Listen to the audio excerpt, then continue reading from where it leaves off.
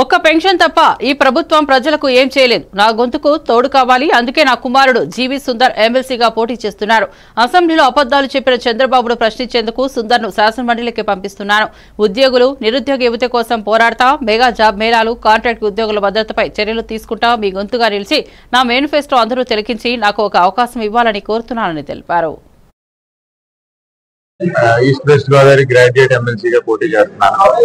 నేను అమలాపురం మాజీ పార్లమెంట్ సభ్యులు మహేష్ కుమార్ గారి అబ్బాయిని. అయితే ప్రజల దగ్గరికి వెళ్లే ముందు నా మేనిఫెస్టో చెప్పకుండా వాళ్ళని ఓటు అవ్వడం నాకు ఏ రోజున ఇష్టం ఉండదు.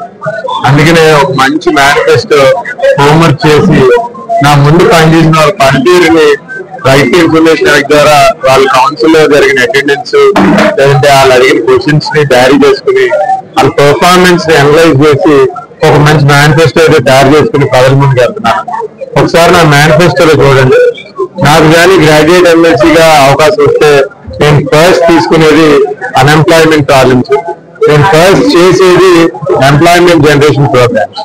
గ్రాడ్యుయేట్ ఎమ్మెల్సీగా పట్టభద్రులు వాళ్ళ ఎడ్యుకేషన్ పూర్తయిన తర్వాత వాళ్ళ గ్రౌండ్ లెవెల్ లో పడుతున్న ఇబ్బందుల్ని కౌన్సిల్లో ప్రభుత్వాలకు తెలిసేటట్టుగా ప్రతిబింబించడమే నా యొక్క ముఖ్య పని. అది చేస్తూనే ప్రైవేట్ ఉద్యోగస్తులకి లేదంటే కాంట్రాక్ట్ ఉద్యోగస్తులు పడుతున్న ఇబ్బందులకి లేదంటే ప్రభుత్వ ఉద్యోగస్తుల సమస్యలు ఇవన్నీ కూడా నేను చేస్తాను. నా ఫ్లాగ్షిప్ ప్రామిసెస్ 3 ఉన్నాయండి. ఏంటంటే అది employment exchange centre, mega job మేళాలు ప్రతి పార్లమెంట్ లో ప్రతి సంవత్సరం.